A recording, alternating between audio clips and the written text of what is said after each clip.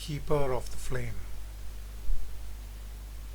In ancient times there lived a people who believed that a living flame was an expression of God. Among these fire worshippers lived a simple man who was miserably poor. It was his unfortunate lot to struggle every day to grow food from rocky soil. His children lived with hunger, and his wife saw their need and cried in secret. He would disappear before daybreak to wrestle with the land and return when darkness forced him to stop. Day after day he drew water from a distant well, only to see the parched earth swallow it whole. Day after day he pulled the boulders out of his land until they piled up in a small hill next to his hut. Despite his efforts, his crops struggled and died. In this, he was no different from many, but there was a quality in him that reached out to others. He never lost the smile in his heart. Although he and his family never had enough of anything other than need, he remained kind to all he met. His hope infected people with belief, and his striving persuaded them to not give up. One day, everything changed.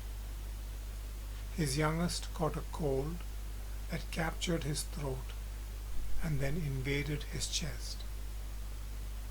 The cough turned into a wheeze that turned into a struggle. The parents tried everything they could, but the child got worse. The man ran to a healer. She examined the child and asked for gold that could be ground into medicine. But there was no gold, not even the tiniest bit, and the healer left, knowing that she could not help. The fever climbed through the night. His child's distress and his wife's tears were too much to bear, and the man ran outside to gather up his courage and his hope.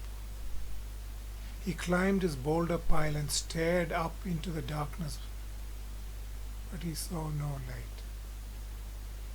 He had no hope left, no strength, no plan. In his helplessness he cried to God but heard no answer and shut his eyes. Then, through his closed lids, he felt the light and the heat. He was astonished to see a flame burning amidst the rocks. The man pulled a few stones aside to reveal a still, small fire. He rushed back into the hut and pulled the boy out of his mother's arms. The woman, thinking her husband mad, hurried after him onto the mound and fought him as he held the boy to the fire. Even as they struggled, the child opened his eyes and began to laugh, for he had never seen his parents fight each other. They danced their way back to their hut and collapsed into a deep slumber. The healer called back in a few days, dreading the news, but she was delighted to see the child alive and well. She asked how the boy was cured. Both parents were afraid of ridicule, so it took a while to prize out the details. When she finally learnt of the fire, the healer hurried to it. She could not contain her excitement when she saw the pale flame burning without any fuel. On closer scrutiny, she discovered that the fire did not rest on anything. She could actually pass her hand beneath it. but she singed the hairs on her hand when she approached it from above, and this convinced her that its source was in heaven. News of the flame spread to the village and then beyond. People came from near and far to gaze into its depth and be healed. His meager crops got trampled, but the man did not stop any who came. The villagers saw this, and food started appearing at his doorstep. As the number of visitors grew, so did the gifts. Soon, the keeper of the flame, as he was now known, grew rich, and his village flourished. Tent makers and saddle repairers, builders and innkeepers, porters and water carriers. There was plenty of work for everyone and plenty of money.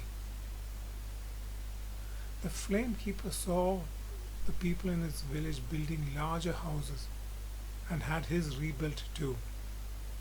Over time, more rooms were added until one day all his land, except for the mound, was built upon. After that, the constant stream of visitors became a bit of a nuisance, for they kept knocking at his gate at all hours. So he employed a gatekeeper, and then he needed two. The gifts kept pouring in, but his servants told him of the many who passed through for free. The man decided that this was not really fair to those who did contribute to the upkeep of the flame. A charge was introduced.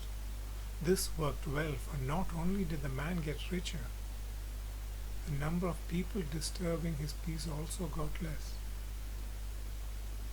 In time, everyone in the land heard of the good keeper of the flame, and his wisdom and of his wealth. Fame is not always a good thing. Everyone, including the thieves in the land, learnt of the flamekeeper's riches. His home was broken into and the man employed guards. The thieves still tried, and so he made sure that very little money was kept in the house. One night, a powerful gang broke into the house and, finding no valuables, took the children and left. The man and his guards had fought the gang, but the flamekeeper was knocked unconscious, and the others had run away.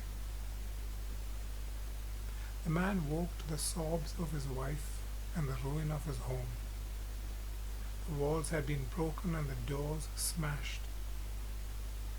People from the village came, but the man and his wife stared into space, refusing to respond to the offers of help. Eventually, they were left alone.